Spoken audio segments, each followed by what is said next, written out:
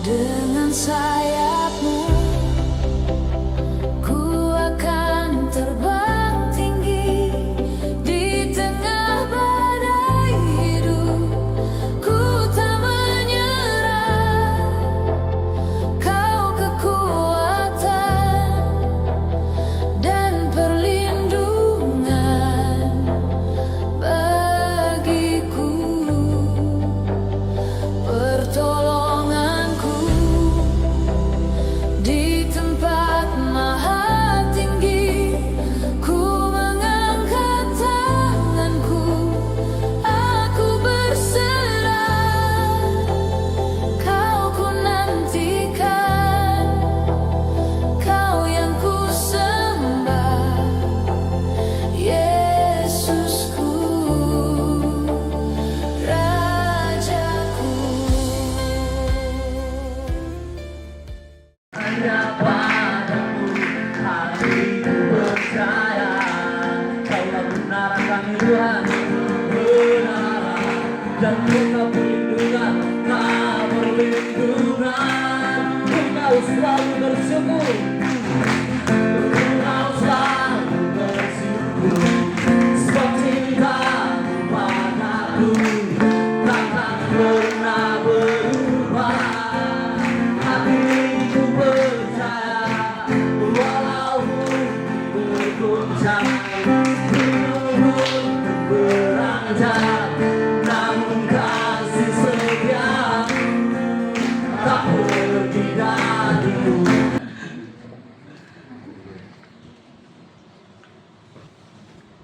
Shalom. Shalom. Selamat malam semuanya.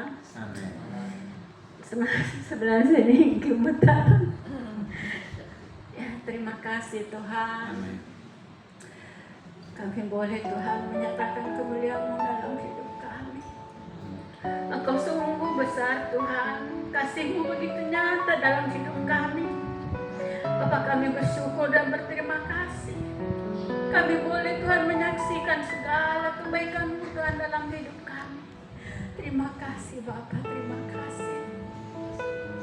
Ya Tuhan, terima kasih. Pada malam hari ini bersyukur dan terima kasih boleh menyatakan kebaikan Tuhan dalam hidup kami sekeluarga. Banyak sekali sebenarnya kebaikan Tuhan dalam hidup kami. Amin. Tapi ya begitu, kadang saya merasa bahwa apakah saya ini mau bersaksi atau mau curhat. Begitu kadang-kadang saya berpikir begitu. Tapi ya sungguh baik Tuhan bagi kami. Pada bulan Juli kami mengalami banyak sekali masalah dalam hidup kami. Walaupun itu mungkin ya kami percaya bahwa Tuhan izinkan itu terjadi untuk mendatangkan kebaikan dalam hidup kami, untuk membentuk kami lebih lagi percaya kepada Tuhan. Kami mengalami masalah-masalah, bukan masalah bagaimana ya, karena saat itu ada binatang-binatang di rumah kami seperti belalang. 3 hari 3 malam tidak hilang-hilang. Saya semprot obat nyamuk, saya siram air panas, dia tidak mati.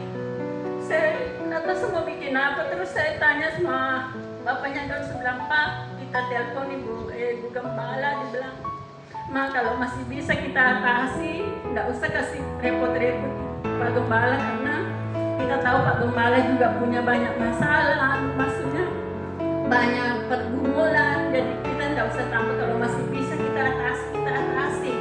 Sudah oke, baik Pak. Terus 3 hari begitu hilang belatung, datang lagi lalat tapi lalat besar. Dia bilang lalat hijau bukan, tapi besar. Tapi kalau kita sentuh, dia tidak mau terbang. Tetap di situ di lantai. Setiap saya bangun, saya sapu, muncul lagi, tapi hanya di satu tempat, dia tidak kemana-mana. Terus saya bilang, Pak, ada apa ini? Bilang, berdoa saja, Ma, berdoa. Kan biasanya saya berdoa di dapur, karena kalau di kamar, bapaknya biasa dong pulang jam 1 malam. Jadi kalau saya bangun jam 3, saya berdoa di dapur karena kalau saya berdoa di kamar nanti dia terganggu pada baru juga baru pulang kerja, jadi saya selalu berdoa di dapur.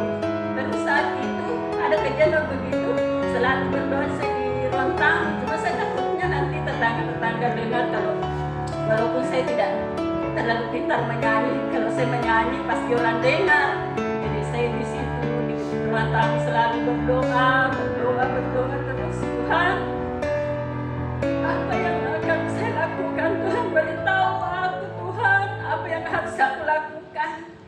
Terus lalat itu 3 hari 3 malam juga tidak pergi-pergi. Terus saya tanya Selvi, kan ada apa ini? Dibilang, iya Mama Don, kenapa begitu? Padahal rumah kami itu Mama Don, kalau kita lihat kita paling bersih di sini. Sebelum saya juga tidak tahu, ya mungkin Tuhan izinkan ini terjadi. Tuhan, saya dibilang, oh iya Mama Don sabar, Mama Don berdoa. Sebelah iya, saya selalu berdoa.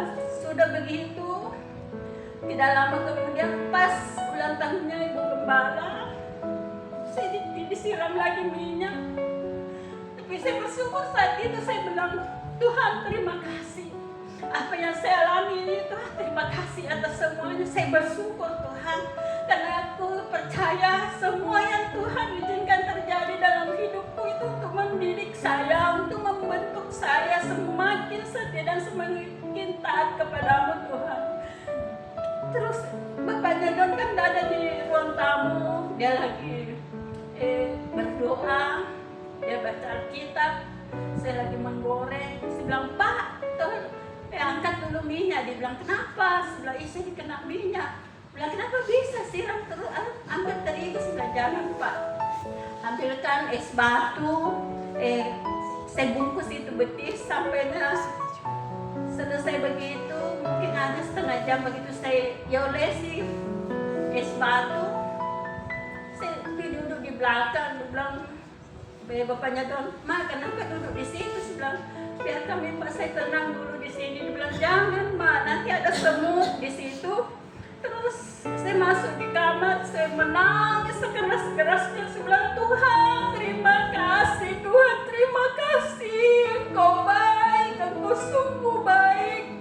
Terus bapaknya bilang, Ma, kenapa menangis? Bilang, Pak, tolong keluar dulu, biarkan saya sendiri. Saya mau berteriak kepada Tuhan, mengucap syukur dan berterima kasih. Apa yang saya alami ini, Tuhan baik, Tuhan baik, Tuhan baik, Tuhan baik. Terima kasih Tuhan. Aku selalu bersyukur dan berterima kasih Tuhan. Aku orang yang berdosa. Aku banyak melakukan hal-hal yang menyakiti hati Tuhan. Aku mengakui itu semuanya Tuhan. Terima kasih atas semuanya. Dan itu bulan Desember lagi, aku mengalami lagi sakit gigi begitu. Tapi saya tidak tahu kenapa tiba-tiba bengkak begitu tebal di sini. Saya tidak tahu karena dia tidak sakit, tidak apa, langsung bengkak besar. Saya menangis, Pak, karena aku begini. Bilang, Ma, berdoa. Itu dia selalu bilang, Ma, berdoa. Sudah ya. Terima kasih Tuhan. Begitu besar kasih-Mu Tuhan dalam hidupku. Engkau mau terus Tuhan membentuk aku menjadi lebih baik lagi, mengasihi Tuhan lebih lagi, lebih dekat lagi kepada Tuhan. Dan aku bersyukur dan terima kasih bahwa aku mempunyai suami yang baik yang selalu mau mengajari aku, membimbing aku. Walaupun kadang kami tidak tahu apa yang harus kami perbuat, karena kami Don juga Tuhan, kadang-kadang kami tidak tahu apa yang harus kami perbuat buat dia. Kadang-kadang dia keras, dan kami selalu berdoa untuk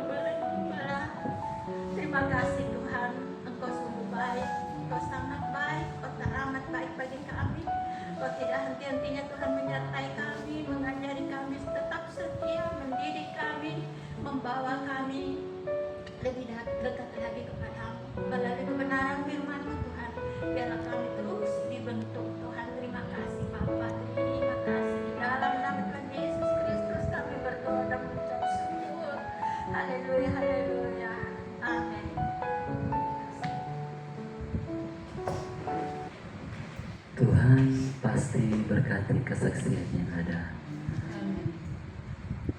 Dekat dengan Tuhan pasti ada jawaban yang pasti.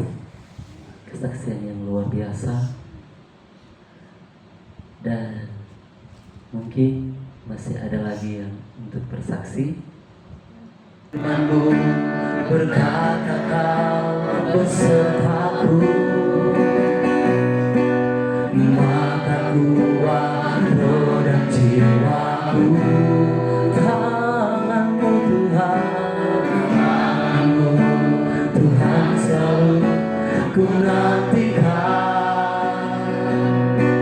Di setiap langkahku percaya, dengan sayap-Mu ku akan terbang tinggi di tengah badai hidup. Ku tak menyerah, Kau kekuatan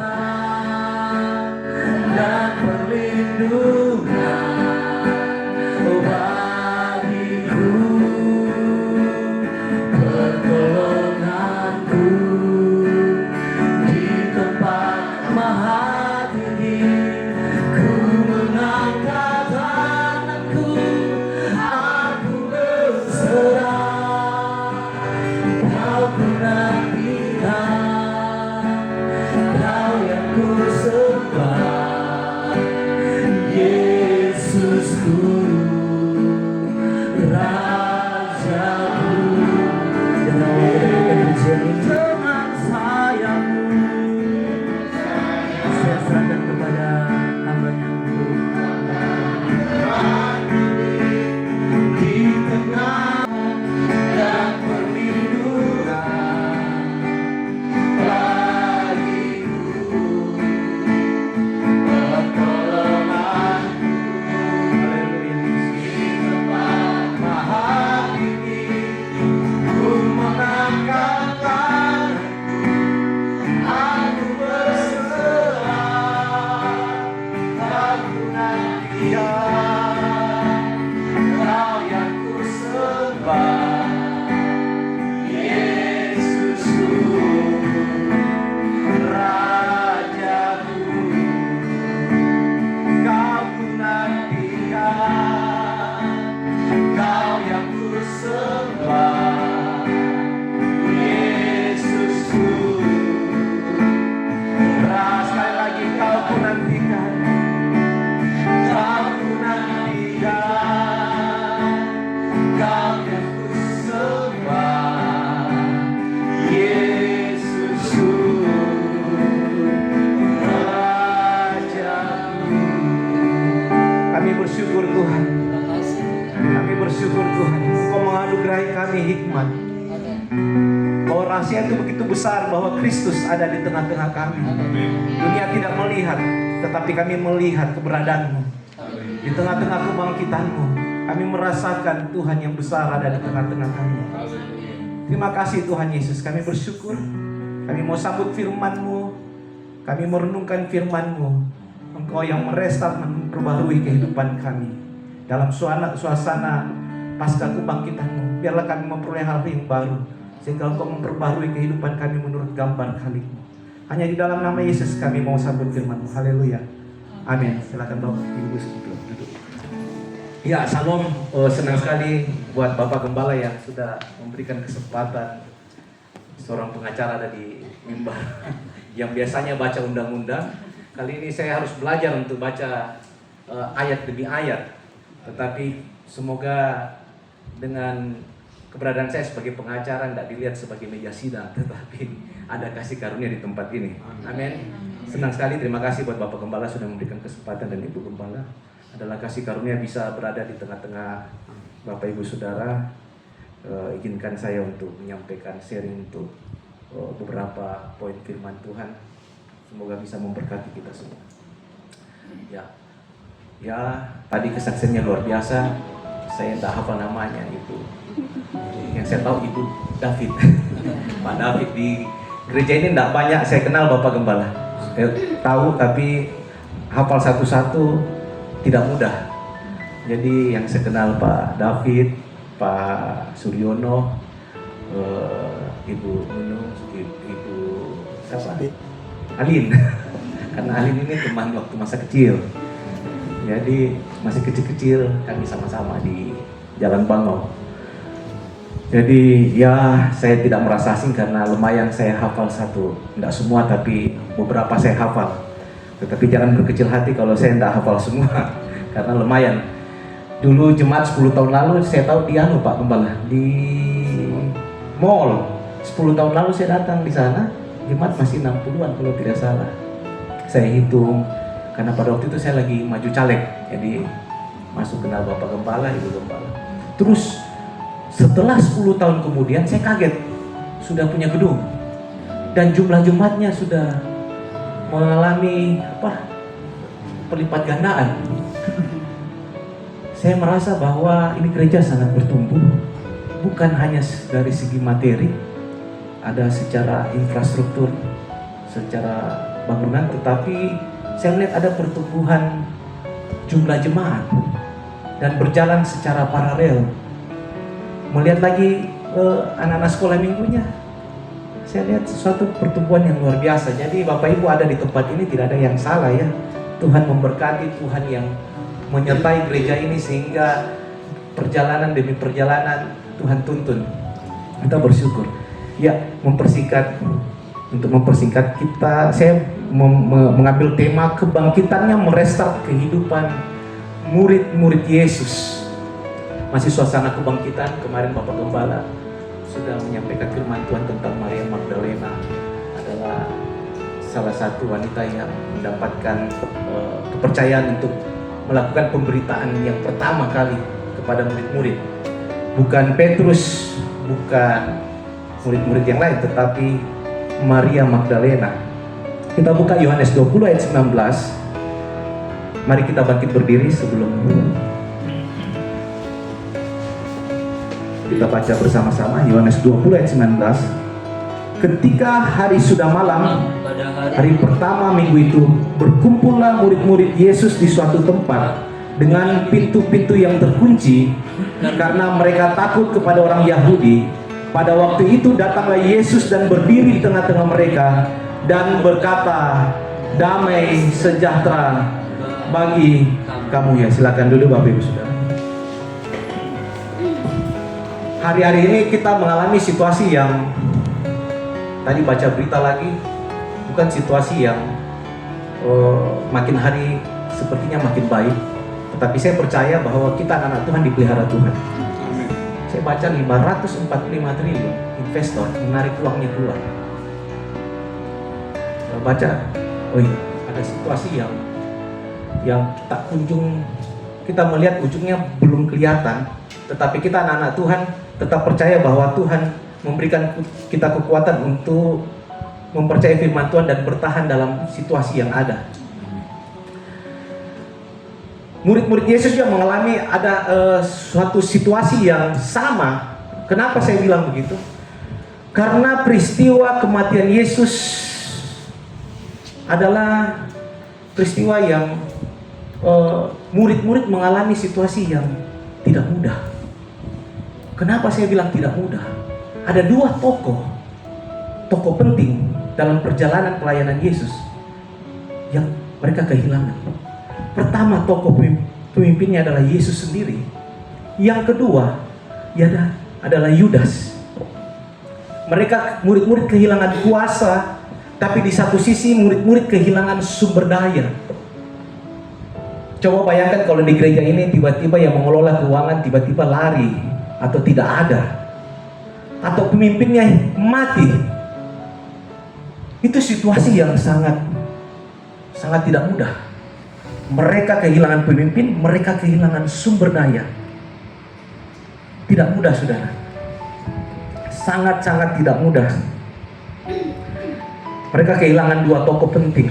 Nah, yang paling penting di sini bagaimana Allah bekerja dan merestart kehidupan murid-murid dalam situasi yang cukup mencekam, cukup sulit. Mereka di dalam ketakutan, mereka di dalam ketidakpastian. Yang pertama, yang paling penting adalah Yesus datang. Setelah kebangkitan, misi utama Yesus itu adalah damai sejahtera.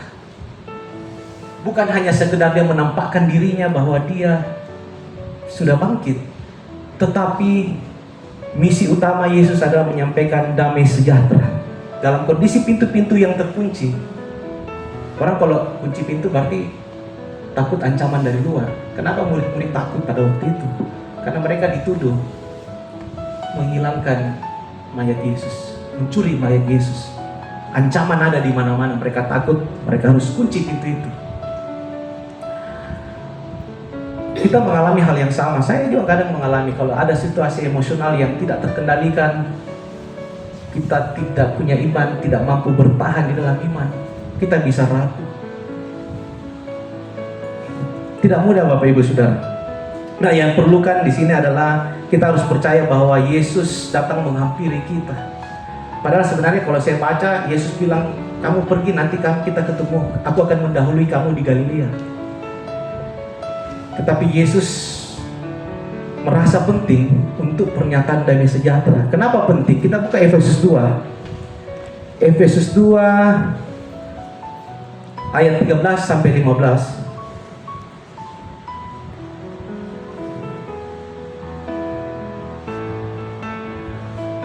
Bisa minta tolong dibacakan. Efesus 2 Ayat 13 sampai 15. Tetapi sekarang di dalam Kristus Yesus, kamu yang dahulu jauh sudah menjadi dekat oleh darah Kristus. Karena dialah damai sejahtera kita yang telah mempersatukan kedua pihak dan yang telah merubuhkan tembok pemisah, yaitu perseteruan. Sebab dengan matinya sebagai manusia, ia telah membatalkan hukum Taurat dengan segala perintah dan ketentuannya untuk menciptakan keduanya menjadi satu manusia baru di dalam dirinya, dan dengan itu mengadakan damai sejahtera. Ya, oke, kita garis bawahi. Dengan itu mengadakan apa?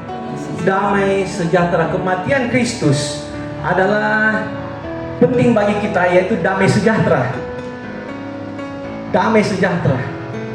Agak unik ini di Yohanes 20 ini. 3 kali Yesus datang menampakkan diri kepada Maria, habis itu menampakkan diri kepada murid, kemudian 8 hari kemudian menampakkan diri kepada Thomas. Dengan pernyataan yang sama, yaitu damai sejahtera bagi kamu.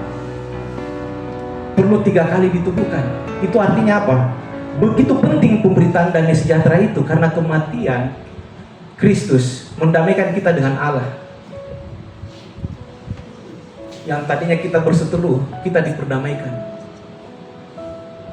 Yesus berkata di atas kayu salib, sudah selesai. Damai sejahtera itu penting di dalam pekerjaan, di dalam rumah tangga. Damai sejahtera itu penting. Coba dalam rumah tangga, kalau kita sering ungkit kesalahan pasangan kita, kira-kira ada damai sejahtera enggak? Gak ada damai sejahtera, ribut terus.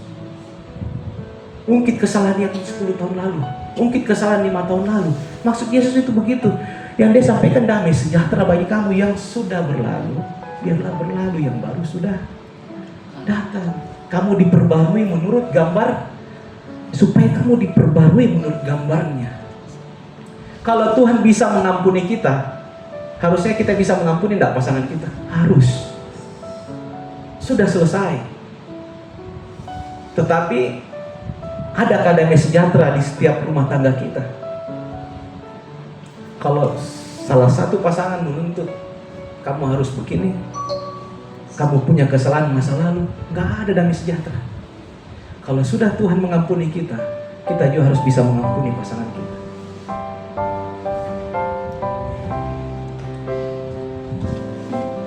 Oke. Nah, bagaimana Allah meresap kehidupan murid-murid Yesus? Yang pertama, tidak bisa tidak, dia harus berada kepada nilai kebenaran.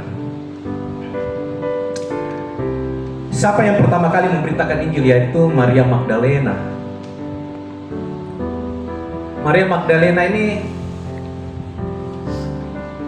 orang yang berada dekat dengan salib. Di saat yang lain takut, murid-murid yang lain berada pada kejauhan, tetapi Maria Magdalena, Yohanes, dan Ibu Yesus ada di salib.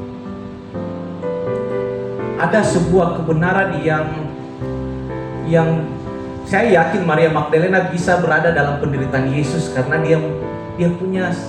dia punya pegangan kepada kebenaran.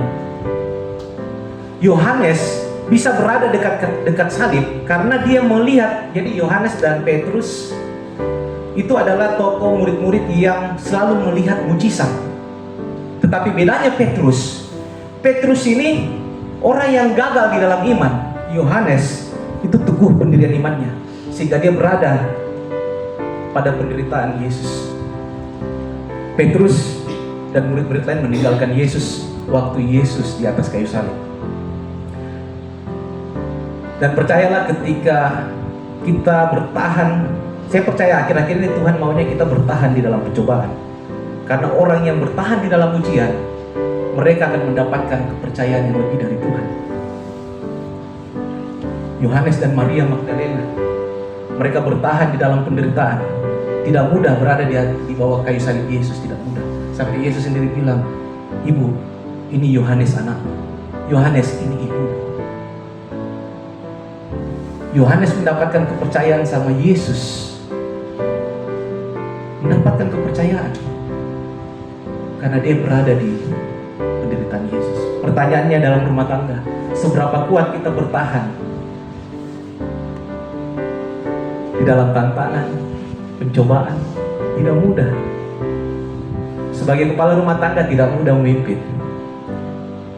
Sangat tidak mudah. Ketika pengikut kita mulai ragu, mulai bimbang, kepala rumah tangga harus tampil. Semua itu tanggung jawab kepala rumah tangga. Apakah keadaan berubah pada saat kita ngomong gitu? Enggak. Itu adalah pernyataan iman kita. Apapun tantangan di depan, suami harus tampil bertanggung jawab.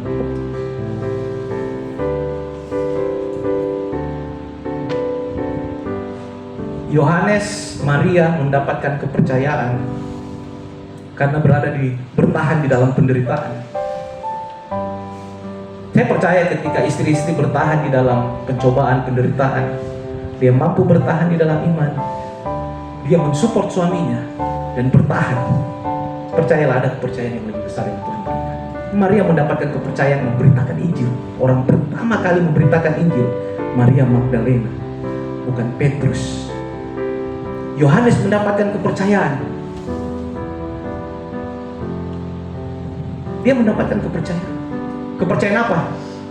Di perjanjian baru Yohanes, tokoh perjanjian baru, murid Yesus, yang menulis 5 kitab yang terbanyak, itu Yohanes. Yang pertama Paulus kan bukan murid Yesus. Dia mendapatkan kepercayaan dari Tuhan, mendapatkan wahyu, menulis 5 kitab.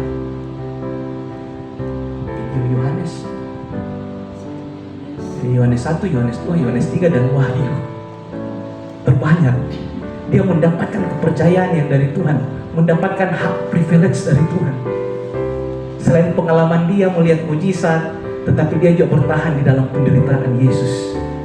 Murid-murid lain lari waktu Yesus disalib, tetapi Yohanes bertahan di dalam penderitaan Yesus di atas kayu salib.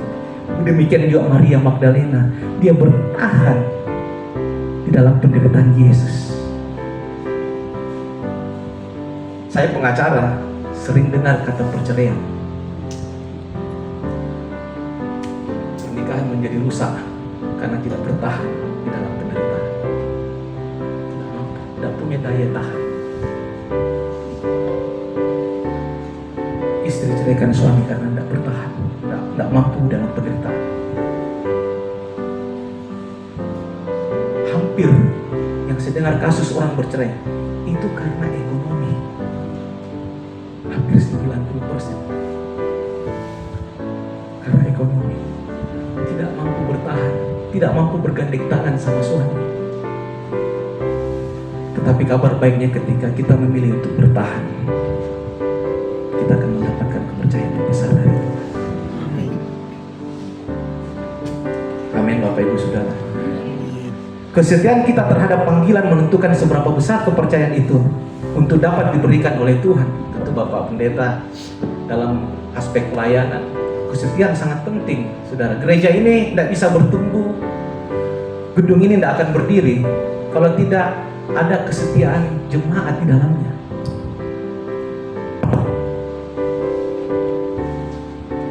Tidak ada, Saudara. Tetapi karena ada jemaat yang secara tanggung renteng melihat beban pekerjaan Tuhan, semua bekerja, semua menabur, sehingga pencapaian demi pencapaian itu bisa terjadi. Mereka yang bertahan dalam pencobaan, mereka yang mendapatkan kepercayaan.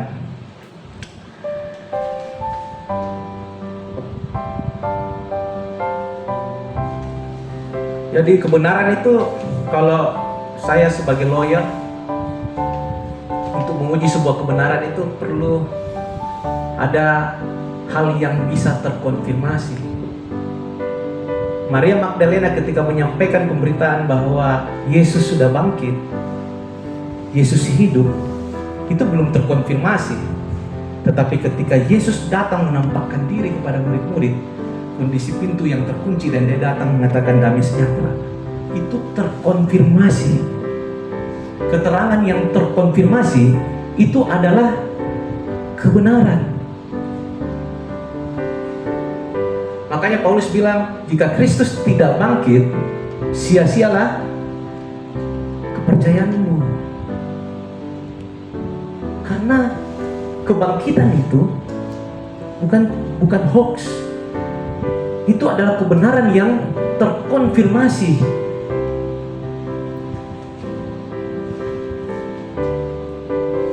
Saya baru-baru juga, saya punya sepupu lagi sakit stadium 4. Maka saya video call dan saya berdoa. Waktu dia bilang sudah stadium lanjut, kalau kita dengar begitu kayaknya, tapi tidak. Saya harus percaya bahwa seperti Bapak Pendeta, Bapak Gembala menyampaikan, tubuh kebangkitan itu punya kuasa. Saya berdoa, Tuhan, biar kuasa kebangkitan mujizat terjadi. Sudah pakai selang, oksigen masuk di sini, segala macam. Saya mohon anugerah-Mu, mohon kemurahan. Saya dengar hari ini sudah cabut selang dan masuk pada tahap radiasi.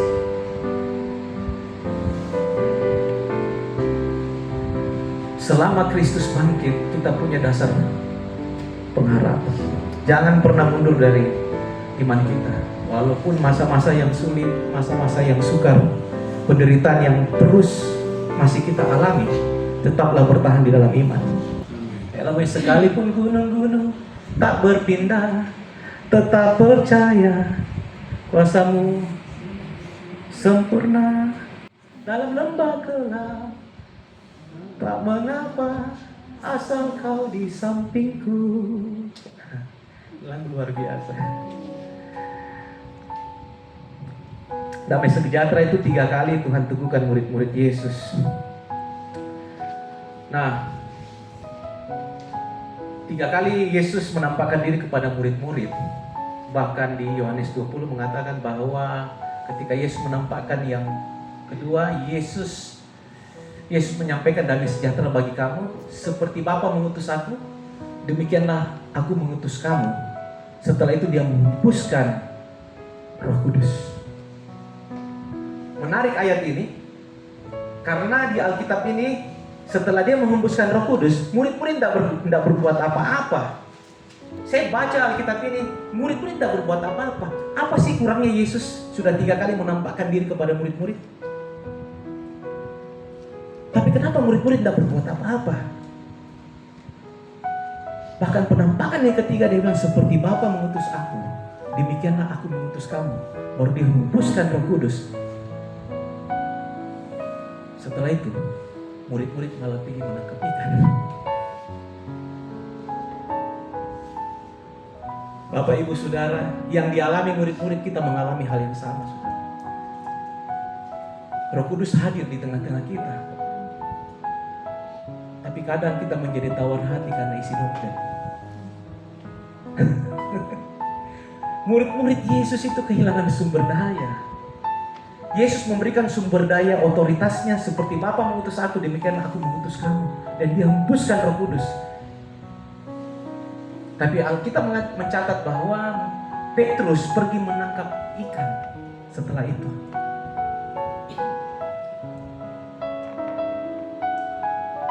Saya percaya murid-murid itu stres, mengalami frustasi, mengalami kuasa Roh Kudus, tapi tidak punya sumber daya. Gereja kalau mengalami kuasa Roh Kudus, tetapi Tuhan juga tidak menuntun sumber dayanya, tidak bisa juga jalan. Tetapi kabar baiknya, Tuhan tidak meninggalkan murid-murid. Dia peduli bukan hanya otoritasnya, tetapi dia peduli terhadap sumber daya Bapak Ibu Saudara, saya dan saudara dan murid-murid Yesus. Pelayanan butuh duit. Bapak Gembala mengelola gereja ini, tentu ada biaya-biaya yang harus keluar. Pelayanan itu tidak bisa lepas dari sacrifice, tidak bisa saudara. Tabur tua itu prinsip universal yang tidak ada yang bisa bantah. Saya yang Ibu Gembala hobi nanam sayur. Kalau saya tanam bibit sayur satu, yang tumbuh sayur satu. Tapi kalau saya tanam bibit mangga, mangga itu agak lama tumbuh, tapi buahnya bisa 100 kali lipat enggak? Pilih mana? Mau tanam sayur atau tanam mangga? Agak lama, tapi menuainya banyak. Kalau sayur 21 hari. Saya biasa tanam hidroponik di rumah, jadi saya tahu 21 hari. Tapi duitnya kecil. Tapi kalau mangga, durian, nanamnya agak lama, tapi nuainya banyak enggak? Banyak. Saya punya ipar itu nanam durian di Pendolo. Bapak Gembala kalau lewat Sulawesi itu kan nanti saya kontak, bisa singgah. Ipar saya di Pendolo itu tanam durian. Sekali panen 250 juta. Jadi tinggal pilih mana, mau nanam sayur atau nanam durian. Jadi ada ayat bilang kalau kita menabur 100 kali lipat saya percaya itu. Prinsip tabur tua itu adalah prinsip universal, tidak ada yang bisa bantah kebenaran itu. Itu adalah sebuah kebenaran. Kalau nilainya relatif, kita tabur berapa itu relatif sesuai dengan kerelaan hati kita dan sesuai dengan kemampuan. Tetapi satu kebenaran mutlak adalah tabur tuai. Itu adalah kebenaran mutlak universal.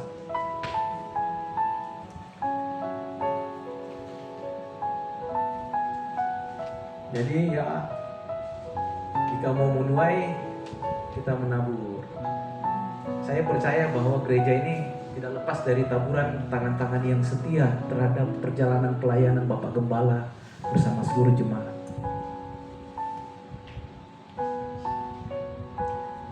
Kita baca Yohanes 21 ayat terakhir ini. Saya sudah lihat ada bakso di bawah, harum. Yohanes 21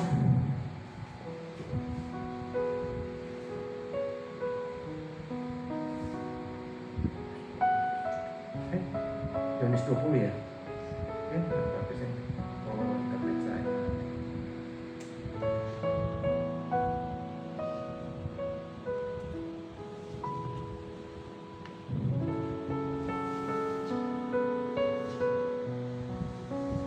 Kita baca dari ayat 1. Bisa bantu dibacakan? Ayat 1 sampai ayat 19. Yohanes 21 ayat 1. Kemudian Yesus menampakkan diri lagi kepada murid-muridnya di pantai Danau Tiberias, dan ia menampakkan diri sebagai Stop dulu.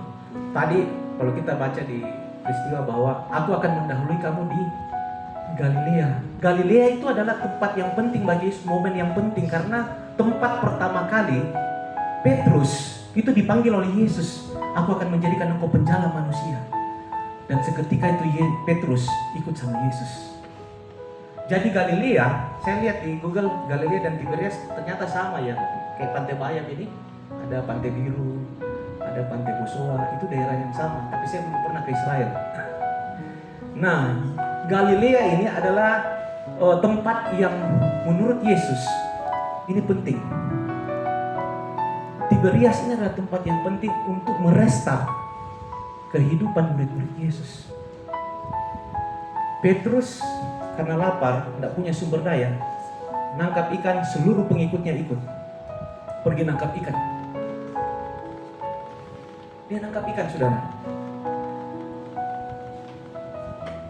Oke, lanjut ayat 2. Kedua, di pantai itu berkumpul Simon Petrus, Thomas yang disebut Didimus, Nathanael dari Kana yang di Galilea, anak-anak Zebedeus, dan 2 orang muridnya yang lain. Ayat 3. Kata Simon Petrus kepada mereka, "Aku pergi menangkap ikan." Kata mereka kepadanya, "Kami pergi juga dengan engkau." Mereka berangkat lalu naik ke perahu, tetapi malam itu mereka tidak menangkap apa-apa. Tidak menangkap apa-apa. Oke, ayat 4. Ketika hari mulai siang, Yesus berdiri di pantai, akan tetapi murid-murid itu tidak tahu bahwa itu adalah Yesus. Ayat 5. Kata Yesus kepada mereka, "Hai anak-anak, adakah kamu mempunyai lauk pauk?" Jawab mereka, "Tidak ada." Ayat Nah, 6. maka kata Yesus kepada mereka, "Tebarkanlah jalamu di sebelah kanan perahu, maka akan kamu peroleh." Lalu mereka menebarkannya dan mereka tidak dapat menariknya lagi karena banyaknya ikan. Oke, stop di situ. Bapak Ibu Saudara, ketika Tuhan panggil kita, kalau Dia yang memulai pekerjaan Tuhan, maka Dia yang akan meneruskan sampai kesudahannya. Kita percaya itu, amin. Tuhan yang membawa pelayanannya Bapak Gembala dan seluruh jemaat, maka Dia yang akan meneruskannya. Demikian juga murid-murid Yesus. Yesus tidak pernah lepas tanggung jawabnya terhadap saya dan saudara. Ketika dia lapar, sebenarnya Yesus itu punya alasan. Kau ini saya sudah urapi, saya hembuskan Roh Kudus. Ya sudahlah, kau cari makan sendiri. Tidak, Tuhan Yesus tidak begitu. Tuhan Yesus peduli. Tuhan Yesus mengerti bahwa murid-murid kehilangan sumber daya. Kehilangan sumber daya. Ketika dia datang menghampiri murid-murid, adakah lauk pauk? Pertanyaan pertama Yesus, adakah lauk pauk? Pertanyaan yang sangat mendasar terhadap kebutuhan yang paling dasar. Adakah lauk pauk? Yesus sudah utus, tapi mereka tidak di dalam pelayanannya. Mereka tidak melayani Tuhan. Adakah lauk pauk? Terus lanjut ayat 7, ayat 8 ya. 8. Oke. Murid-murid yang lain datang dengan perahu karena mereka tidak jauh dari darat. Hanya kira-kira 200 hasta saja dan mereka menghela jala yang penuh ikan itu. Haleluya. Ayat 9. Ketika mereka tiba di darat, mereka melihat api arang dan di Haleluya. atasnya Di atas ikan dan roti. Ayat 10. Kata Yesus kepada mereka, "Bawalah beberapa ikan yang baru kamu tangkap itu." Simon Petrus naik ke perahu lalu menghela jala itu ke darat, penuh ikan-ikan besar, 153 ekor banyaknya, dan sungguh pun sebanyak itu jala itu tidak koyak.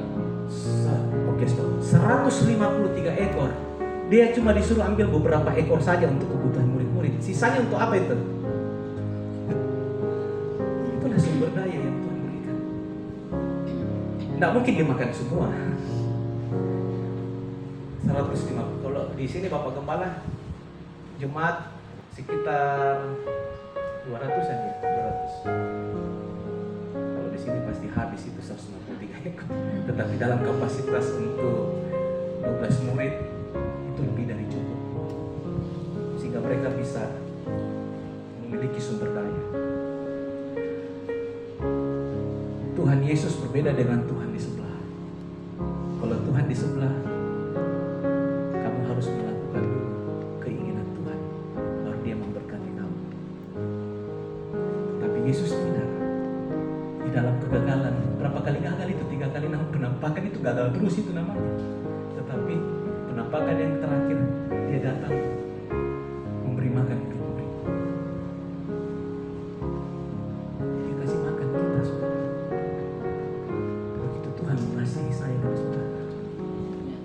Dia kasih makan, dia kasih kenyang dulu. Setelah murid-murid kenyang, baru Yesus bertanya, Petrus, apakah kau mengasihi aku? Kemudian dibaca lagi, Petrus, apakah kau mengasihi aku? Ayat 12. Oke. Kata Yesus kepada mereka, marilah dan sarapanlah. Tidak ada di antara murid-murid itu yang berani bertanya kepadanya, siapakah engkau? Sebab mereka tahu bahwa ia adalah Tuhan. Ayat 13. Yesus maju ke depan mengambil roti dan memberikannya kepada mereka. Demikian juga ikan itu. Ayat 14. Itulah ketiga kalinya Yesus menampakkan diri kepada Itulah murid-muridnya. ketiga kalinya dia menampakkan diri sesudah ia Sesudah bangkit. ia bangkit dari antara orang mati. 15. Sesudah sarapan, Yesus berkata kepada Simon Petrus, Simon anak Yohanes, apakah engkau mengasihi aku lebih daripada mereka ini? Jawab Petrus kepadanya, benar Tuhan, engkau tahu bahwa aku mengasihi engkau. Kata Yesus kepadanya, gembalakanlah domba-dombaku. 16. Kata Yesus pula kepadanya, untuk kedua kalinya, Simon anak Yohanes, apakah engkau mengasihi aku? Jawab Petrus kepadanya, benar Tuhan, engkau tahu bahwa aku mengasihi engkau. Kata Yesus kepadanya, gembalakanlah domba-dombaku. 11. Kata Yesus kepadanya untuk ketiga kalinya, Simon anak Yohanes, apakah engkau mengasihi aku? Maka sedih hati Petrus karena Yesus berkata untuk ketiga kalinya, apakah engkau mengasihi aku? Dan ia berkata kepadanya, Tuhan, engkau tahu segala sesuatu. Engkau tahu bahwa aku mengasihi engkau. Kata Yesus kepadanya, gembalakanlah domba-dombaku. 18. Aku berkata kepadamu, sesungguhnya ketika engkau masih muda, Cukup. Ayat tadi. Apa pelajaran bagi kita? Tuhan tidak pernah lepas dari saudara. Ketika dia panggil saya dan saudara, dia bukan Tuhan yang egois, yang keinginan dia saja yang harus dipenuhi. Dia tahu apa yang menjadi keinginan saudara, kebutuhan saudara. Mazmur bilang, Tuhan melakukan kehendak orang-orang yang takut akan dia. Keinginan, kebutuhan kita, Tuhan paham. Dia bukan Tuhan yang ego, hanya berdasarkan kepentingan dia sendiri, tetapi dia paham apa yang menjadi kebutuhan saya dan saudara. Ketika murid-murid sudah kenyang, barulah Yesus bertanya kepada Petrus, Petrus, apakah kau mengasihi aku? 3 kali dia bertanya. Amin, Bapak Ibu Saudara. Ketika Tuhan memberikan otoritas, dia sedang tidak melepaskan tanggung jawabnya terhadap kebutuhan saya dan saudara. Bukan hanya sekedar otoritas, tetapi dia bertanggung jawab di dalam pekerjaan Tuhan untuk kelangsungannya hari ini sampai kepada kesudahannya. Mari kita tutup mata. Bapa, kami mengucap syukur Tuhan buat kebenaran firman-Mu, buat kebangkitan-Mu. Kau bukan Tuhan yang ego, Tuhan. Kau bukan Tuhan yang sedang mementingkan kehendak-Mu sendiri, tetapi Engkau peduli terhadap sumber daya kami. Engkau peduli terhadap sumber daya keluarga kami. Masa-masa yang sulit, ya kami alami Tuhan, tapi ajar kami untuk bertahan di dalam setiap penderitaan. Kami punya daya tahan, kami punya endurance, sehingga ketika kami lalui, Tuhan bawa kami kepada kepercayaan yang lebih besar. Terima kasih Tuhan Yesus, kami mengucap syukur buat firman-Mu. Hanya di dalam nama Yesus kami telah berdoa. Haleluya. Amin.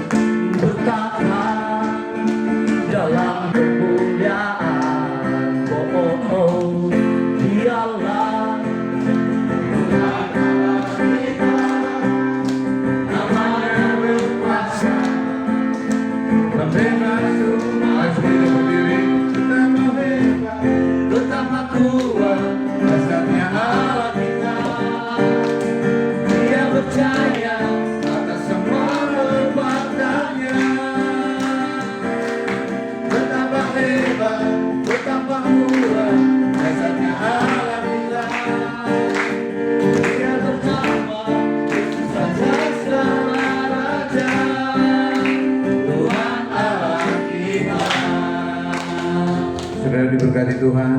Haleluya. Damai sejahtera Kristus menyertai kita semuanya. Terima kasih buat hambanya Pak Eski sudah melayani kami dengan firman Tuhan. Dan terima kasih buat kita semuanya, buat Pak Tony Buleta yang sudah menyediakan berkat bagi kita semuanya. Kita akan akhiri ibadah kita. Terima kasih. Terima kasih Tuhan. Bersama lagu, nyanyikan bersama.